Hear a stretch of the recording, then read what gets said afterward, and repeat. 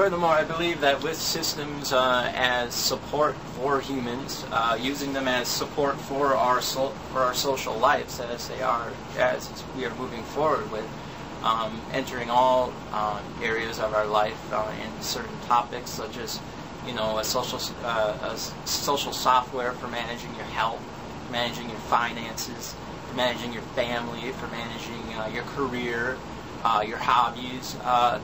Everything like that, and for managing your, mental and physical health. All these things, a specific system can be built that is portable, that can work with your phone to help manage these type of things, as well as the people who you're around that might be positively or negatively influencing you, and allow you support for dealing with them itself through formulaic systems. But I think that the next logical leap, after people are allowed to no longer have so many worries, or to at least have everything that's in their mind all the time, all their future goals and everything laid out in for years ahead, everything you got to do to get there, and every day-to-day step, and maybe down to the hours to hours if you be so articulate.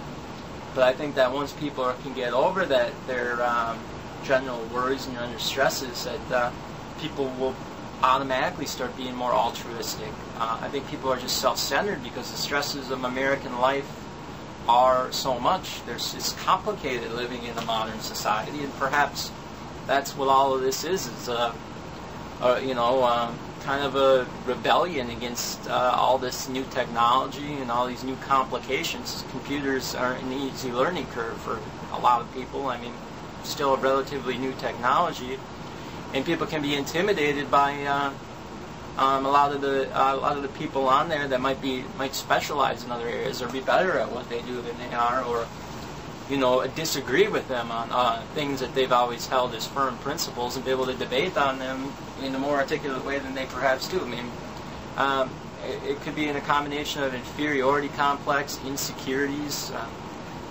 traditions being broken up, reevaluated, and people really becoming one on their own. And you have these people who are so strong in their beliefs, they wish to project them so much on the other people that they'll go to even the most antisocial means in order to convert other people in sort of a apocalyptic fashion. Not that the actual apocalypse is coming, but the end of their system, their belief system, and their tradition is coming. And that's what it is. It's a subjective apocalypse for them. And really, I consider it a positive thing. I think we're really in for a very successful future, so long as we can stop bickering and focus more on the objective. And I really think this software will help make people be more altruistic. It's going to be coming out in the next couple of years. Be personal information managers, stuff like that. Microsoft's releasing a collaborative one for businesses next year. Or actually, I think it might be this year now.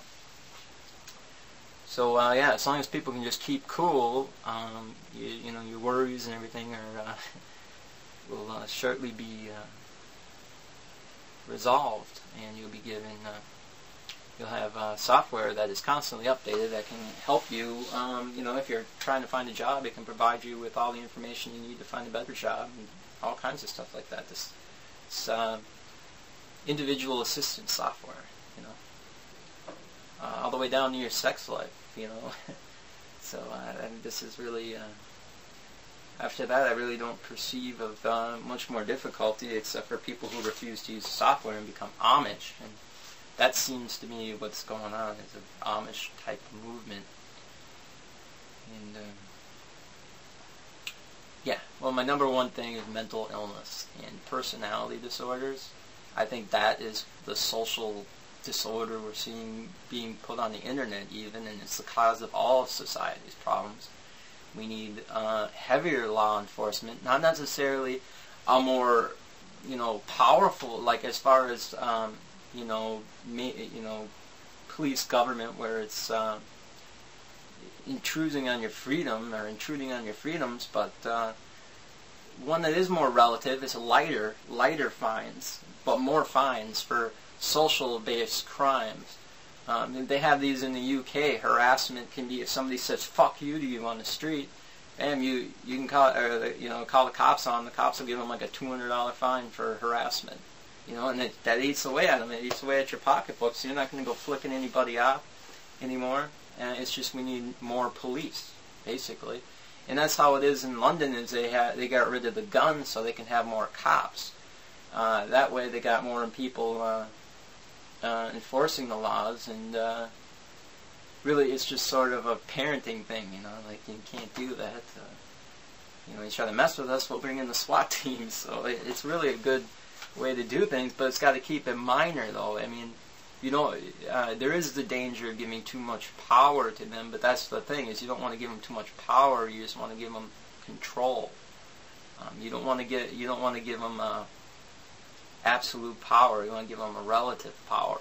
The ability to enforce the laws that the community has set. And I think the communities would freely want to set harassment statutes, as has been seen in the Megan Myers case in Missouri, where they increased the harassment laws by a significant amount due to the internet harassment that was so severe that it was laid upon this 13-year-old girl, and it's been happening all over the place, including myself and many other people on the internet. But I think that's the number one concern right now, is law enforcement needs to catch up on the internet. The internet websites need to do a better job of terminating these social forces that are negative, and it'd be good if we could trace them back, and we need some kind of organization that is responsible for tracing these internet predators, and and as well as use audio, video, and desktop recording devices to find this information out.